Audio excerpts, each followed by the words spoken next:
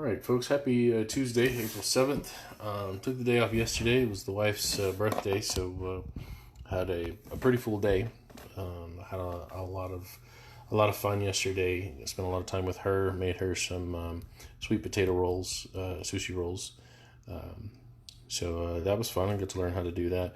I tried doing rolls one time before, some vegetable rolls, but I didn't do something right with the rice, and they just didn't roll. And so, hey Rosalind, welcome aboard. Hey Mom.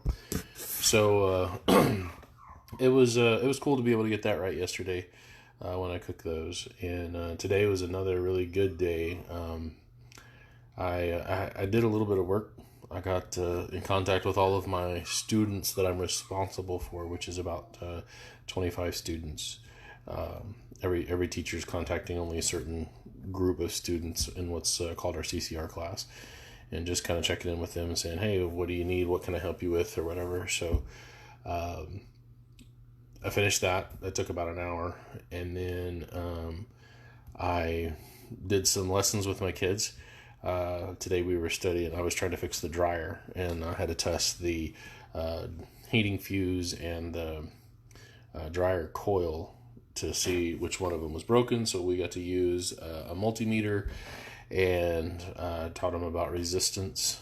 And they've been learning a lot about electricity recently, and they've actually got it down. I've got some cool little sims that they've been doing since they were 7, where they can play with and understand electrons and how atoms are formed and stuff. So had a really good homeschooling lesson today, and we played outside quite a bit. We took a video of that. You may have seen it on my page earlier.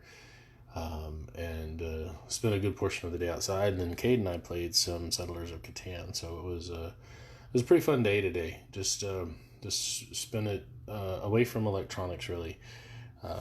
And so it was it was quite a bit of fun. But everything's settled down. The kids are heading to bed. I'm sure Karis will join me up here shortly, and she'll want to get on the TV and watch her little show. Well, she may even be able to play some. I may have to pause for a second when she comes up here and get her on Minecraft set up, because I've been doing some spyware stuff just to kind of do some computer maintenance. But I started it last night, and I never got in. Oh, I better turn my volume off too. As you can tell, I'm a little bit scatterbrained right now. So, welcome aboard all. Stephen, Lurleen, welcome. Glad to have you all here. So, anyway, tonight we're going to be doing Genesis 42 and 43, and I looked ahead and I knew this was going to be the case. I was like, you know what? How much of this story can I get in? Because 42 and 43 are both relatively short. Hey, Miranda, welcome aboard. But I've been talking about how Genesis is kind of narrowing the focus. Well, we're here at the very end, and it is all Joseph until it's the story of Joseph and Israel and that family transitioning into Egypt from here until 50. So there wasn't any reason, unless I was going to go from 42 to 50 and do the last 9 chapters or so. There just wasn't any reason to try to squeeze in more than 2 chapters. So we're here at the end of Genesis pretty much, and so we'll just take it probably a couple at a time. Mom says I need to speak up. I will try to do that. Maybe if I lean a little closer. Is that better, Mom? Hopefully. So anyway, we're gonna get into Genesis 42 and 43 tonight. I'll be reading out of the King James. Have the ESV up for Modern English. Hey Mandy, welcome aboard. And then I have the Hebrew open for any little side adventures we want to take into the original language there. So let's go ahead and get started. Genesis chapter 42 and verse 1. Now when Jacob saw that there was corn in Egypt, Jacob said unto his sons, Why do you look one upon another? And he said, Behold, I have heard that there is corn in Egypt. Get you down thither, and buy for us from thence, that we may live and not die. So remember, in the last session we read about Joseph kind of took over Egypt. Pharaoh put him in charge of everything, And because of Pharaoh's dreams, and during the 7 years of plenty, they stored up 1/5 of everything. And then when the 7 years of famine came, Egypt was prepared, so much prepared that they were able to sell their grain to other nations around them, other people around them. And so not only was Egypt able to survive, but they were actually able to gain great wealth because of Joseph and because God blessing Joseph. And this is, of course, setting up the preservation of Israel coming into this land. And it also has the effect here during this time period. You know, if everybody was growing during this time period, that means all of the nations of Canaan would also be growing. But what you end up having is, instead of them growing, there's the 7 years of famine where they're kind of stalled and probably weakened by the famine as city-states or nations, whereas Israel gets to come into Egypt with his people, his family, and his servants and everything. They come and they get to flourish in Goshen for a time, and their population just kind of explodes while the other nations are kind of having a setback. And so there's a whole lot of providence that's going on. Hey, Destiny, welcome aboard. Hey, Mark. So that's kind of the backdrop for this. And now Jacob hears that Egypt has corn, has grain, and so he sends his sons there, except for Benjamin. He's not going to send Benjamin.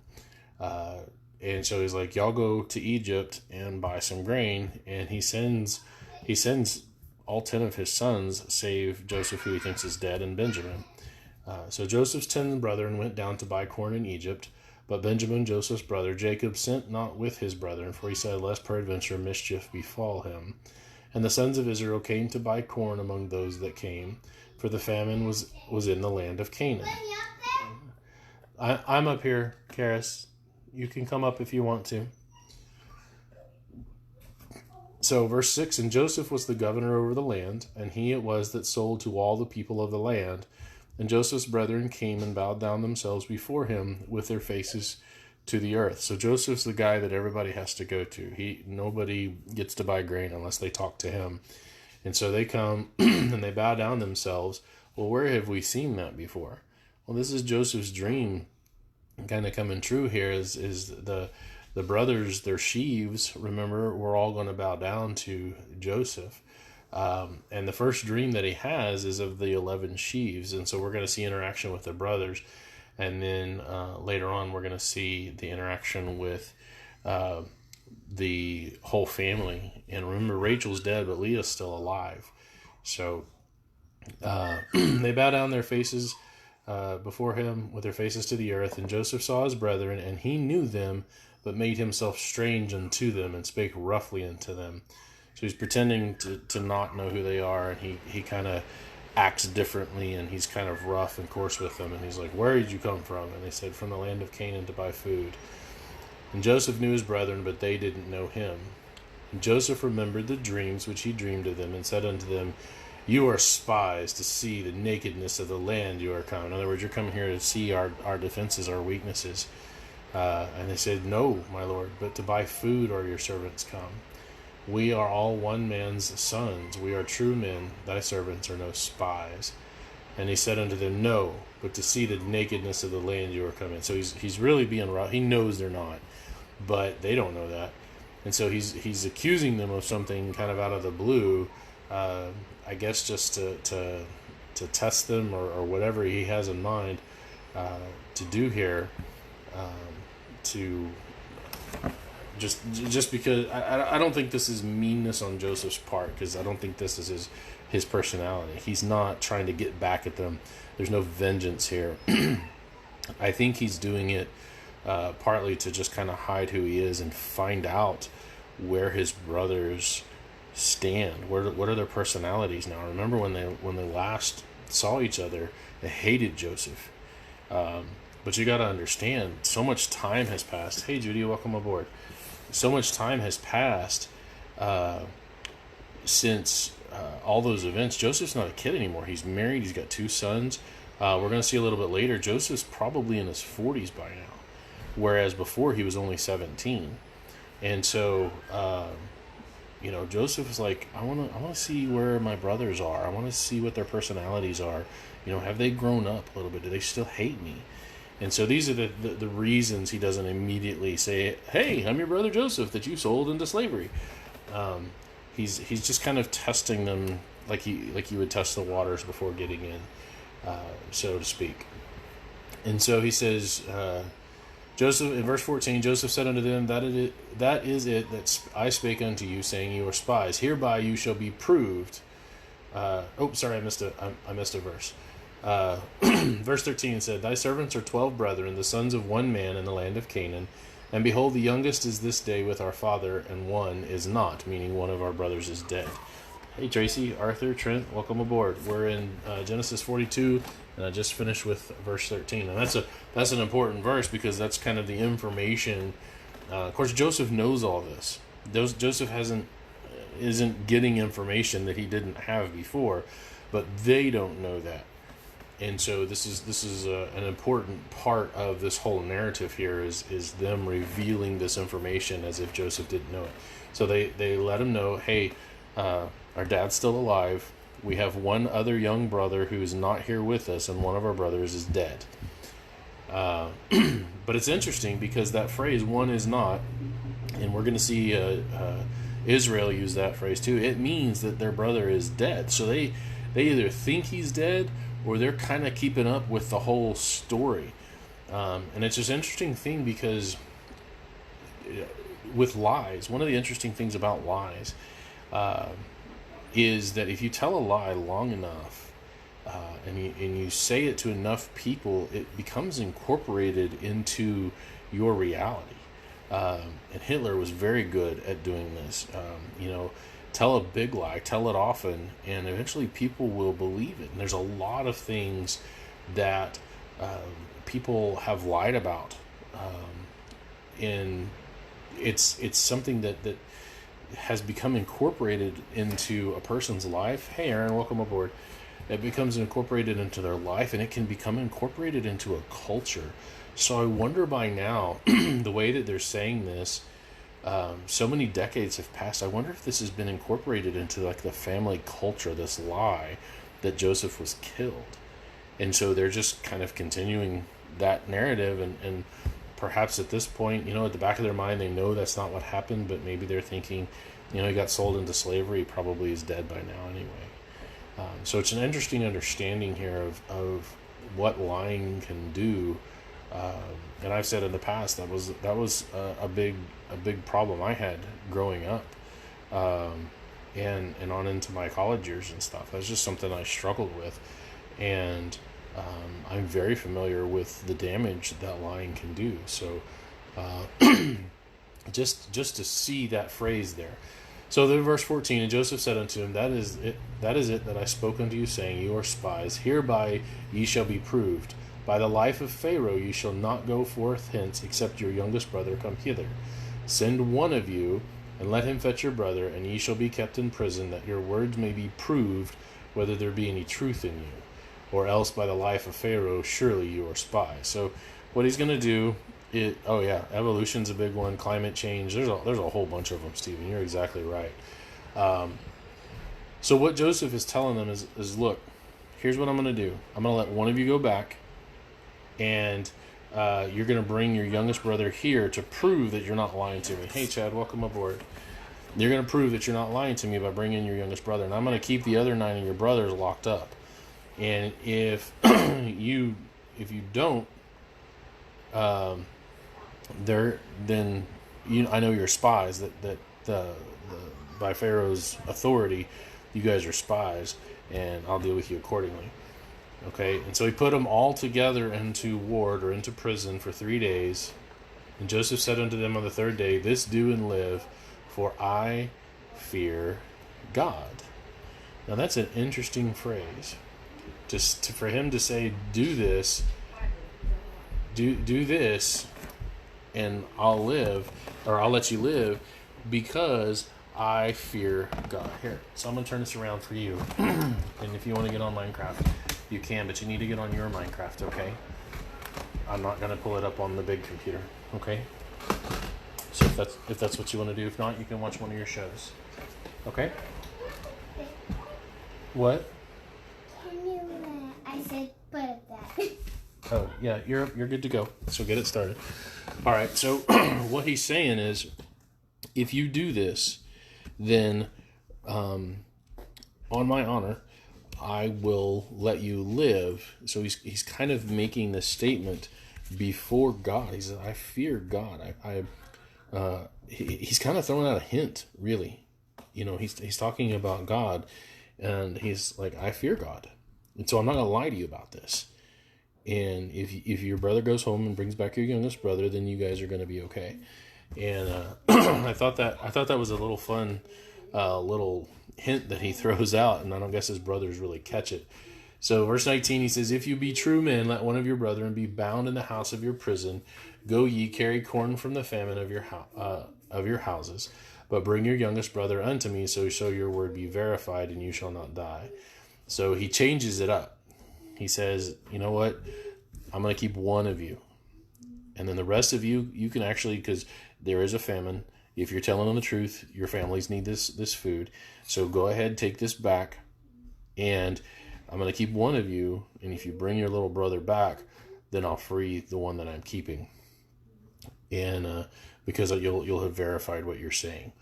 So they said unto one another, we are verily guilty concerning our brother, and that we saw the anguish of his soul when he besought us, and we would not hear. Therefore is this distress come upon us. And what they're coming out saying, this is where it kind of comes out. They were they sold Joseph, and now they're saying this has come back on us because of what we did to Joseph. This is the price we pay. This is our actions coming back to haunt us. And the irony is they're right in a way that this is exactly happening to them because of what they did, but it's not a bad thing. They just don't know that yet. It was God taking care of the proto-Israel nation at this time. So just the way that they say it, their words are ironic in that sense, that they're actually right, but for the wrong reasons. So Reuben answered them, saying, spake I not unto you, saying, do not sin against the child, and you would not hear. Therefore, behold, also his blood is required. Remember, Reuben is the one that said, no, don't do this. We're not going to do this, because they wanted to kill him. And Reuben said, no, don't kill him. And he was going to rescue him later and take him back to his dad.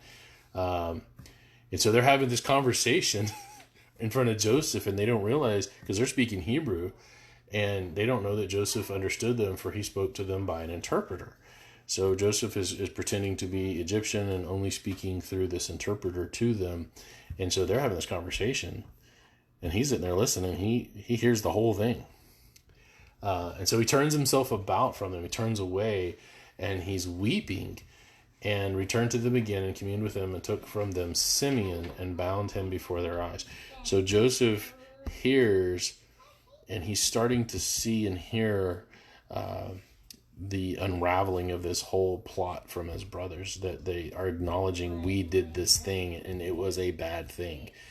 Not quite fully penitent yet, but I think this is where we get the idea that Joseph is starting to see the fruits of him not telling them, oh, by the way, I'm Joseph. And so anyway, he takes Simeon, and he has him bound right there in front of them, and puts Simeon in prison. Probably has him cared for really good. Remember, Joseph was in there. We could envision the jailer that he had worked for all that time, maybe still being there, and Joseph saying, "Hey, take care of this guy. Treat him as you treated me." And so Simeon is put into prison. Verse 25, then Joseph commanded to fill their sacks with corn, and to restore every man's money into his sack, and to give them provision for the way. And thus did he unto them. So he's like, all right, here's your corn. And he's filling up the sacks, but he tells the servants that are filling it up, hey, I want you to put their money back in the sack. I want the payment that they made for this corn to go back in the sack. Of course, these servants don't know why, but Joseph's in charge. he's in charge over everybody except for Pharaoh. So they're just going to do whatever Joseph says. They don't ask questions. They just do it. And so they did that, and they laded their asses with corn and departed thence. And as one of them opened his sack to give his ass provender in the inn, he espied his money, for behold, it was in his sack's mouth. So they stop somewhere. They open up the sack. They're going to give their beasts of burden a little bit of corn out of the sack, and he sees the money. And he said unto his brothers, my money is restored, and lo, it is even in my sack. And their heart failed them. Can you imagine? You've gone to the most powerful nation on the planet right now, the only one with any food. You've talked to this guy. He's already accused you of being spies. You open up your sack, and there's the money you supposedly paid for the corn. That's a huge. You just feel the heart dropping into your gut when you see that. And so they were afraid, saying one to another, what is this that God has done unto us? Yeah, blame God, because that always works, right? So they came unto Jacob their father unto the land of Canaan, and told him all that befell unto them, saying, the man who is the Lord of the land spoke roughly to us, and took us for spies of the country. And we said unto him, we are true men, we are no spies. We be 12 brethren, sons of our father, one is not, and the youngest is this day with our father in the land of Canaan. And so they tell the same story. They relate it exactly as it happened. We are 12 brethren, sons of our father, one is not. So there's dead Joseph, and the youngest is this day with our father. And the man, the Lord of the country, said unto us, hereby shall I know that you are true men. Leave one of your brethren here with me, and take food for the famine of your households, and be gone. And bring your youngest brother unto me. Then shall I know that you are no spies, but that you are true men. So will I deliver you your brother, and you shall traffic in the land. Now here's the interesting thing. Hey, Brian, welcome aboard. Here's the interesting thing about that. If we look at this from the perspective of the 10 brothers, they don't know this is Joseph. They don't know all the backstory. Like we're on the outside looking in at this story. We know everything that's going on right now. We're kind of in an omniscient view here because Moses is telling the story after the fact. We've grown up with this story. We know how this all works out. It does not seem strange to us that Joseph would ask them to bring Benjamin, because Joseph knows Benjamin is real and knows nothing is going to come of this. He's just kind of testing his brothers to see what his brothers are like now.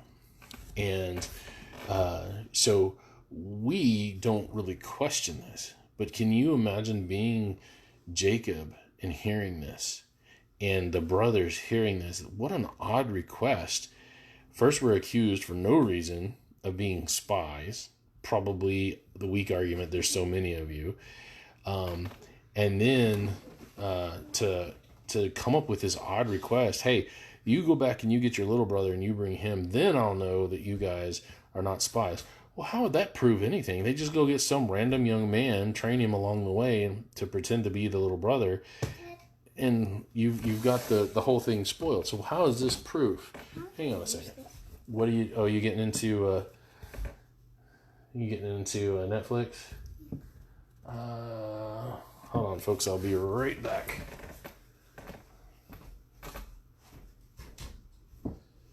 Let's see here. Are we on the TV?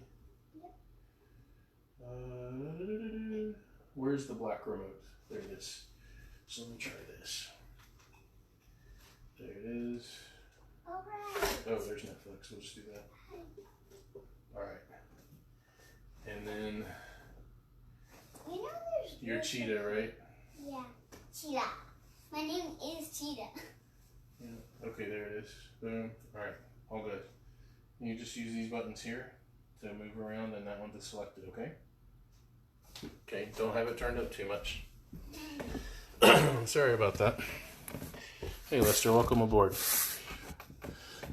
So this is a really odd request if you're thinking about it, but I guess they don't really question it too much. They don't question why this would be a valid test to prove that they're not spies. I guess they're so shaken up by it. They know, and maybe Joseph knows, that because they believe he's dead, that they won't question this as a test. They'll just be so worried that, oh my goodness, we're going to lose Benjamin, the only other son of Rachel.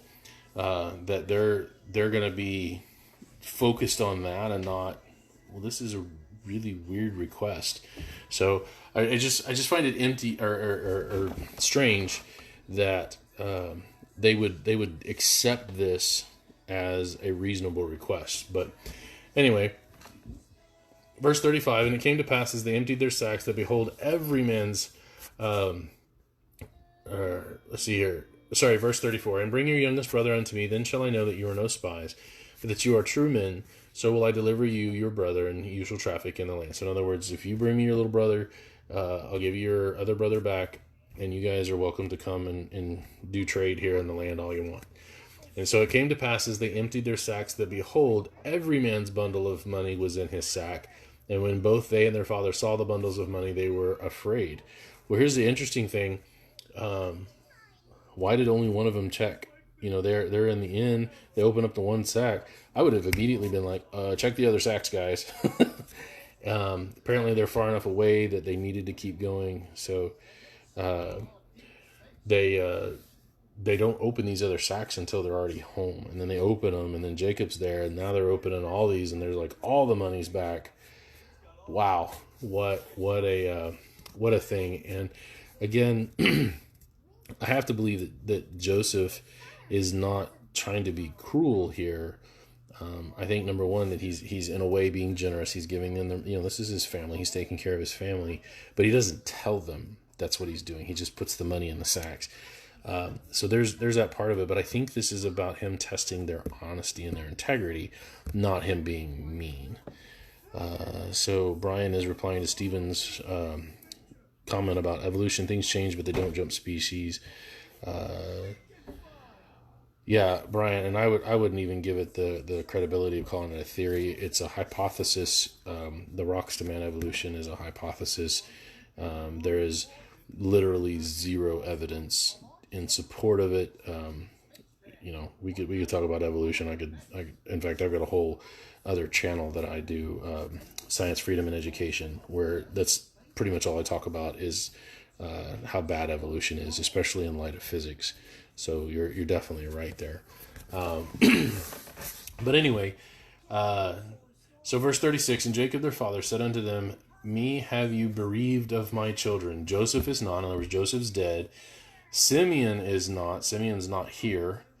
Okay, and you will take Benjamin away. All these things are against me. And Reuben spake unto his father, saying, slay my two sons, if I bring him not to thee. Reuben's, I wouldn't go that far. Don't say. I know what he's meaning here. He's saying you've lost two sons.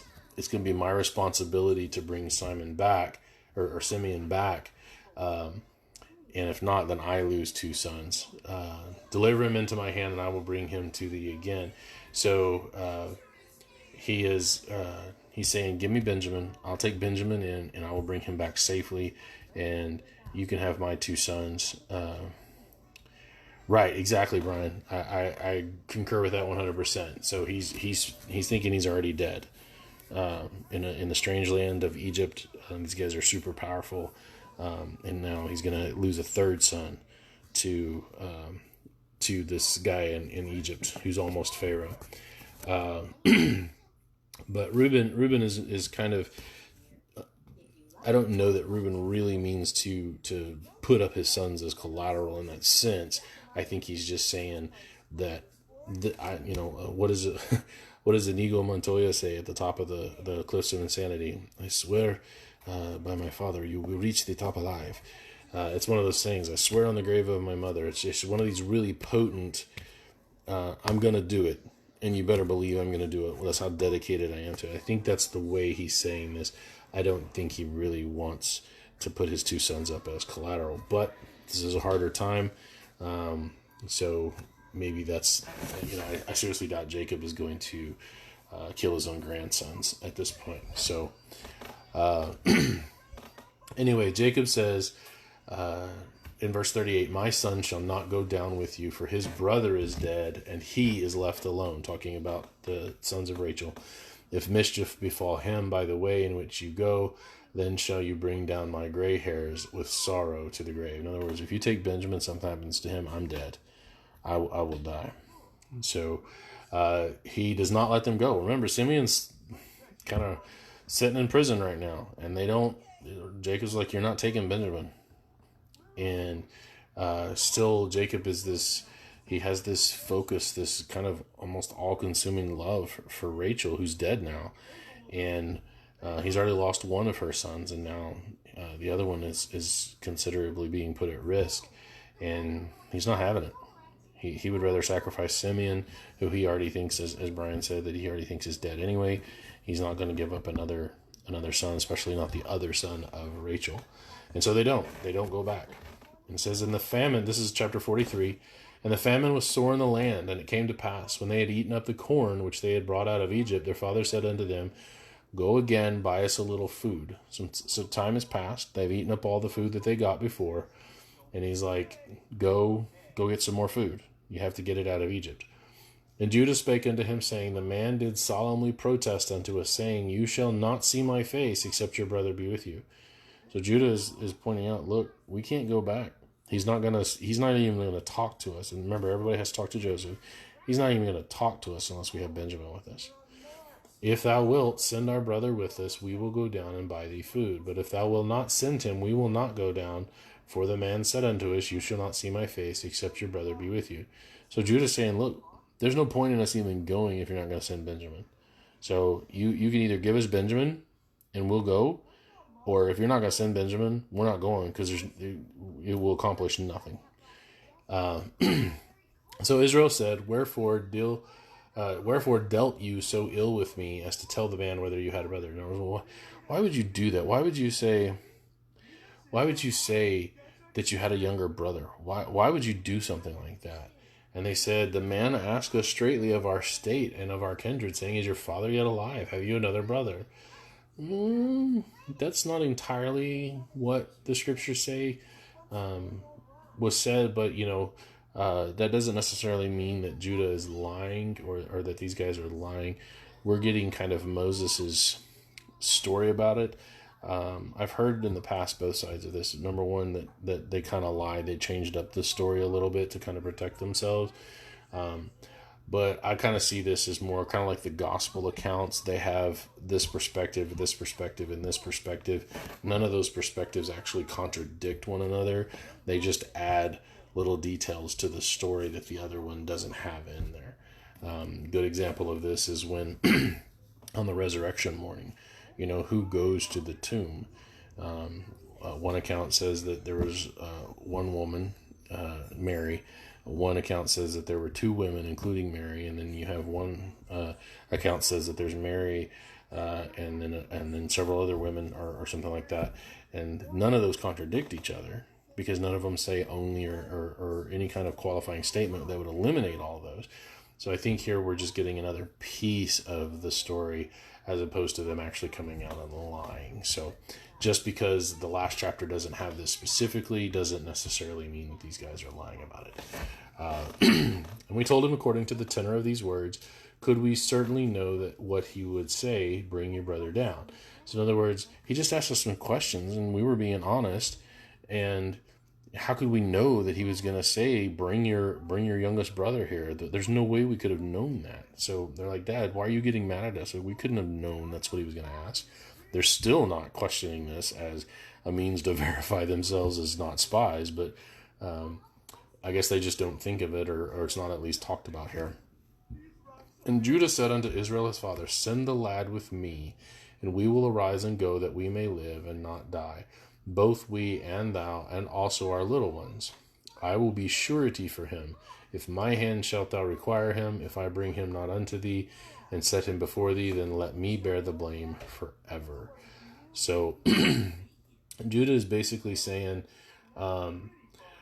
send him with me, and also our little ones. And that will be kind of the pledge of safety. If something happens to me, then my own kids are going to die. So I'm definitely going to keep them safe. I will be a surety for him. Of my hand shalt thou require him, if I bring him not unto thee. For except we had lingered, surely now we had returned the second time. So what he's saying is, if we hadn't stayed here, if we would have gone ahead and taken Benjamin back, we would have already been back again at this time, and all of this would have been over with. And so Israel said unto them, if it must be so now, do this. Take of the best fruits in the land in your vessels, and carry down the man a present, a little balm and a little honey, spices and myrrh, nuts and almonds, and take double money in your hand. And the money that was brought again in the mouth of your sacks, carried again in your hand, peradventure it was an oversight. So, right, yeah, exactly so. And so Jacob was like, you know what? Let's do what we can to make this, to appease this guy. Maybe it was just an oversight on their part. We're going to take that money back. We're going to take more money to pay for the new grain, and we're going to bring some gifts, some stuff from our land, maybe some things that Egypt doesn't necessarily have. We know that this place was a place that was flowing with, they said, milk and honey. So honey and myrrh and these different kinds of nuts and spices and stuff. So they're going to take all these things down to Egypt as gifts for this guy that they don't know, the Zaphnath-Paneah or whatever, because they don't know he's Joseph. And then take also your brother and arise and go into the man. And God Almighty, El Shaddai, give you mercy before the man, that he may send away your other brother and Benjamin. If I be bereaved of my children, I am bereaved. He's like, all right, go ahead, just do it. And if it be the case, may God have mercy on us. But if it be the case that I'm bereaved of my children, then so be it. So the men took that present, and they took double money in their hand, and Benjamin, and rose up and went down to Egypt and stood before Joseph. El Shaddai. Isn't that what I said? I thought that's what I said. And they rose up and went down to Egypt and stood before Joseph. So they come back, and they have brought all the stuff. And when Joseph saw Benjamin with them, he said to the ruler of his house, bring these men home and slay and make ready. So they're talking about killing some animals for food. For these men shall dine with me at noon. So he invites them into their home. And the man did as Joseph bade, and the man brought the men into Joseph's house. And the men were afraid. So they still got this whole fear thing because they're being brought to this guy's house. I don't know if that would cause me to be fearful. You know, this guy's accusing us of being spies, and now he's going to bring us into our home to have dinner. They got to. I think that's another one of those hints that Joseph's kind of giving them, but they're still not picking up on it because of their fear. And they said, because of the money that was returned in our sacks at the first time we were brought in, that he may seek occasion against us and fall upon us and take us for bondmen and our asses. And they came near to the steward of Joseph's house, and they communed with him at the door of the house. So they're saying, this guy's calling us into our house because he knows about the money that was in our sacks, and he's going to try to trip us up and catch us, and then he's going to take all of us to be slaves, and all of our belongings that we brought with us, those are all going to be now his. And so that's what they're worried about. That's what they're concerned about. They're not thinking of anything else. They just don't have the knowledge that we as the reader have. And so they come to Joseph's house, and they're talking with this steward guy at the door, basically the butler at the door, and said, "O sir, we came indeed down at the first time to buy food, and it came to pass, when we came to the inn, that we opened our sacks, and behold, every man's money was in the mouth of his sack, our money in full weight, and we have brought it again in our hand." Now, first of all, they're trying to kind of save themselves by telling up front the butler guy, the steward, what's going on. They said, hey, this is what happened. Of course, they say they opened up all of their sacks and they saw all their money. Again, that's not necessarily what the scriptures imply here. We saw that one of them opened their sacks. The others didn't open their sacks until they got back. So, but anyway, they're trying to be upfront about it instead of waiting for this guy Zaphnath-Paneah to catch them in stories and lies and put them all in prison. But Joseph already knows this. Joseph already knows what's going on.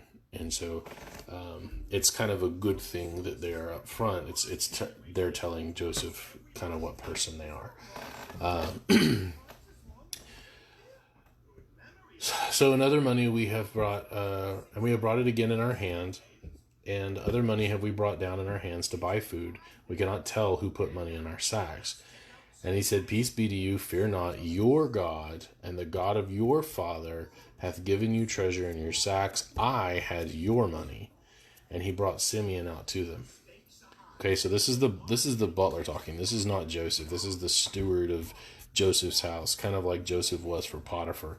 And he's like, look, it's okay. It's okay. Don't be afraid. Your God and the God of your father, he must have been the one that put that money in the sacks, because I still have the money that you paid for the grain, which is not true. That's complete and total falsehood there. But he's trying to put them at ease. He's like, look, that money must have been put there by God, because I had your payment. So don't worry about that part. And then he goes and gets Simeon. The steward goes and gets Simeon and brings Simeon out to the brothers. Joseph's not even there yet. And so the man brought the men into Joseph's house and gave them water, and they washed their feet, and he gave their asses provender. In other words, he's taking care of their beasts of burden here. And they made ready the present against Joseph come noon. So Joseph's going to meet them at noon. So they have all of the presents and all the extra stuff that they were sent along. For they heard that they should eat bread. The steward told them, hey, you're going to eat here at the house. So let's see here. Stephen and Brian are having a side conversation here about evolution. I'll have to catch up on that later, because I'll get dragged off into that side conversation very easily. So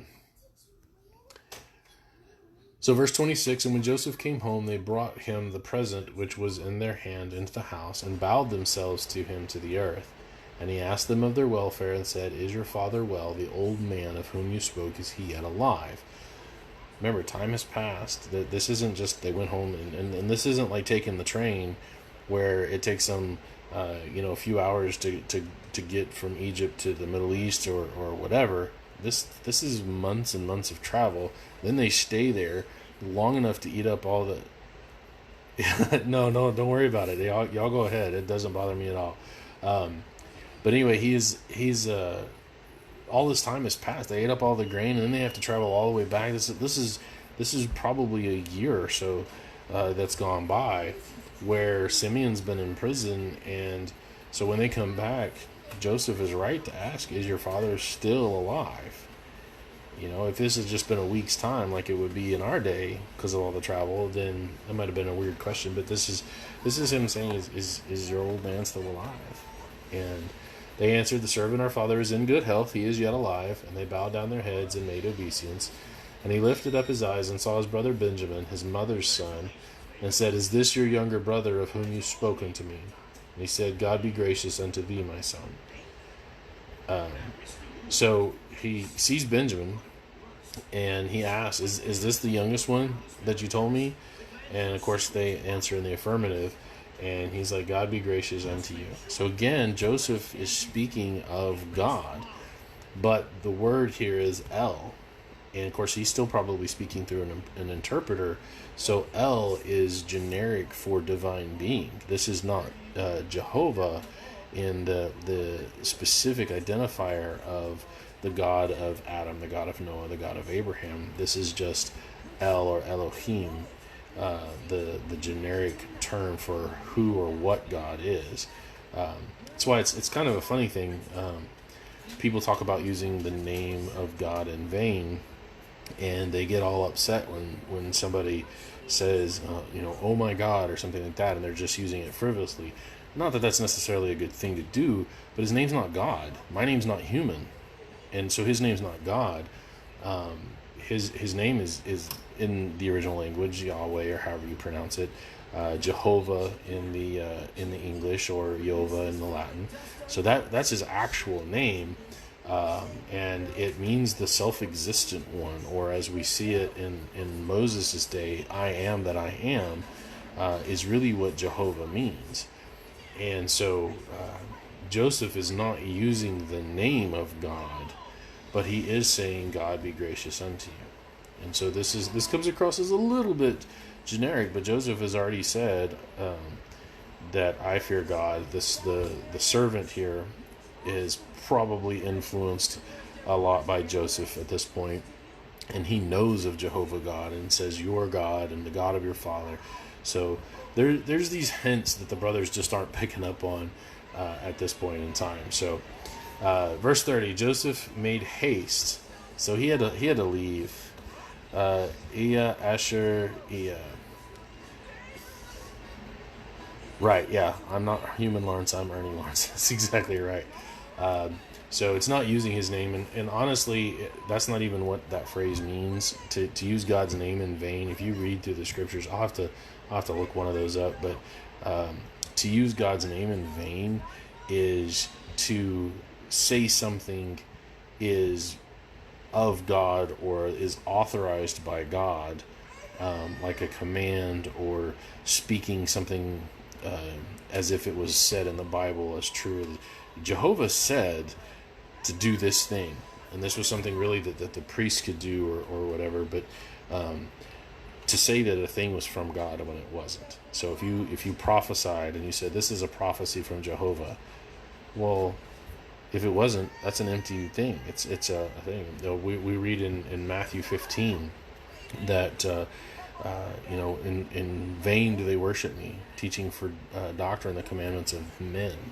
And so when we teach something as doctrine that isn't from God, that's what it means to use Jehovah's name in vain. Not this idea of just saying, "Oh God," or using it kind of as a, everybody tries to put it or frame it like it's a bad word or an expletive of some kind. Why would we put the idea or the concept of divinity in the same concept or the same category as like profanity, common things? That doesn't make sense. Yes, thank you, Brian. That's exactly right. Don't put words in Yahweh's mouth or in Jehovah's mouth. That's exactly right. Why would we put the concept of God into the same category as profanity? The idea of profanity or profane is the common thing, the thing that is not holy or set apart, things that we would find out on the street, as it were. And so for somebody to say that, oh, if you just say, "Oh God," or God this or God that, and you're using it in a kind of a flippant way, that's not a cuss word. God is not a cuss word. And so I have a real hard time with people saying that that's using God's name in vain. It's not his name, and it's not using it the way that the Bible said his name is used in vain. So we could talk about an extrapolation of that at some other time, but just kind of an interesting thing to bring up here when we hear God being talked about this way, in this kind of generic thing, especially with Joseph as a foil who knows who the real God is. So, but anyway, verse 30, Joseph made haste, for his bowels did yearn upon his brother, and he sought where to weep, and he entered into his chamber and wept there. It does not mean that Joseph had diarrhea or something. He was there and he's talking to them, and he sees his youngest brother, and he hasn't seen him in decades, and so he sees him now, and he is broken up, and like you could just imagine these just great sobs of grief and joy and all of these emotions just crashing down on him, and he can't contain himself, so he runs, he flees out of the place and just unloads with crying because of seeing his little brother. And so he lets it all out. He washes his face, goes out, kind of keeps himself set apart from them for a while, and set on the bread, and he said, "Set on bread." In other words, go ahead and eat. Y'all go ahead and eat. And he stays away from them. And then he sent on for himself. He's like, "All right, bring food over here by myself." Hey, Derek, welcome aboard. We're actually about to finish up here. We're in Genesis 43. But so he has food brought to himself, and the Hebrews are going to eat by themselves, and for the Egyptians which did eat with him. So there's a table for the Egyptians and there's a table for the Hebrews, and they don't eat together because the Egyptians might not eat bread with the Hebrews, for that is an abomination unto them. So there's this kind of racist kind of thing going on here. The Egyptians saying, we don't eat with other cultures, we don't eat with other people. So they have their own table and we have our own table. And so they sat before him, the firstborn according to his birthright, and the youngest according to his youth. The men marveled at one another. So here's another one of those hints that Joseph's throwing out. He has them seated in age order. So he says, all right, and now remember he's doing this through servants, but the servants order them, starting with Reuben all the way down to Benjamin in age order. And they're like, wow, because they recognize that. They recognize that they're set in age order. And so they're marveling at that. And they're like, what's going on? That's a pretty good guess. Because by now, remember, most of these guys, they're on up there. They're 50s, maybe even almost getting pretty close to 60 at this time. Because remember, Jacob was 60 when he went in to Paddan-aram. And Joseph is born before he leaves. Well, that was 20 years of time. So during that 20 years, you have the birth of all of these men. So they're all anywhere from 1 to 2 years older than Joseph, all the way up to almost 20 years older than Joseph at this point in time. And so they are going to look like it's going to be hard. It's like my brothers now. When I was in high school, it was easy to tell that my youngest brother was the youngest brother. He was tiny. And then my other two brothers, it was fairly easy to tell which one was older and which one was younger. Now, except for, a little bit of gray in my hair, you wouldn't be able to tell which of my brothers is the oldest. Maybe my youngest brother would still be considered the youngest, but we all were just adult males, and it's really difficult to tell us apart age-wise. So here, this guy, there's 11 of them, and they're seated in age order. That's not an accident. And so maybe they're finally catching on to these hints that Joseph keeps tossing at them. So anyway, verse 34, and he took and sent messes unto them from before him. So he's taking food from his table and setting it in front of the brothers. Benjamin's was 5 times as much as any of theirs, and they drank and were merry with him. So they had a good time. He's allaying their fears. He's putting them at ease. Everything about this trip is going completely opposite of the last trip. They got Simeon back.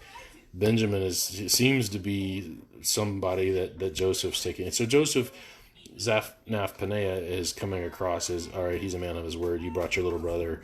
All of this is cleared. So you got us mixed up when you were babies. Mom, when I was a baby, there weren't any other kids. And then when Court was a baby, I was already 2.5 years old. Just giving you a hard time, Mom. Anyway, just an interesting thing here on the relationship and how it's developing now. Joseph is kind of testing them, but he's also kind of dropping these hints and stuff. And it's a fun little story, just the way that Joseph deals with him. Again, I don't think that Joseph's doing this to be mean. I don't think that's his character at all. I think he's doing it to kind of see what his brothers are like now. So, all right, I got to get back into this thing that was going on here between Brian and Stephen, because that's my forte. There is talking science. So, Stephen says no evidence of natural processes being the means of one kind giving rise to another kind.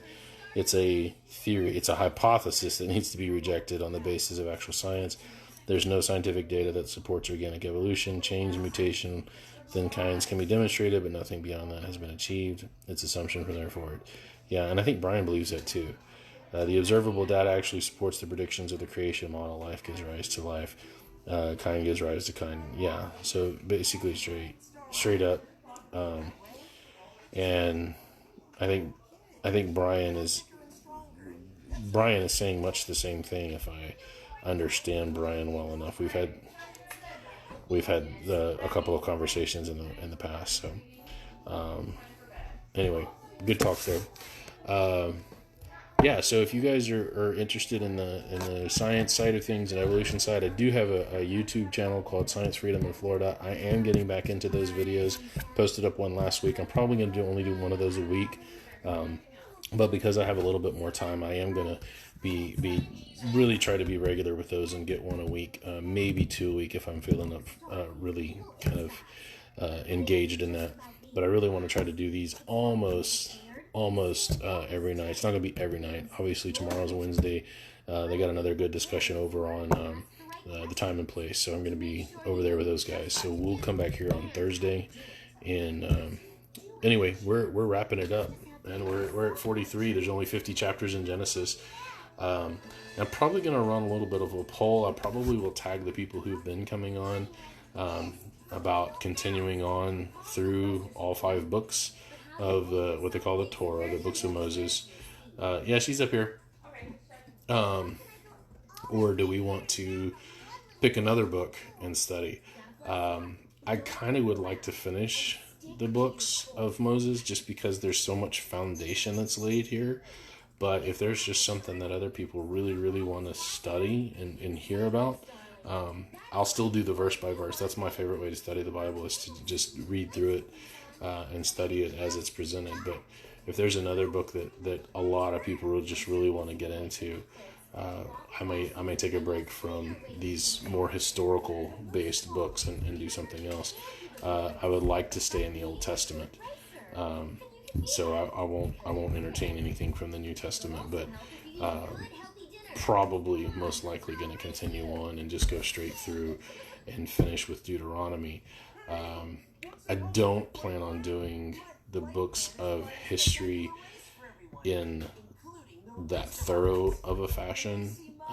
I might do some highlights, or I might do a few of these lives and the books of history that give a more overview timeline kind of thing.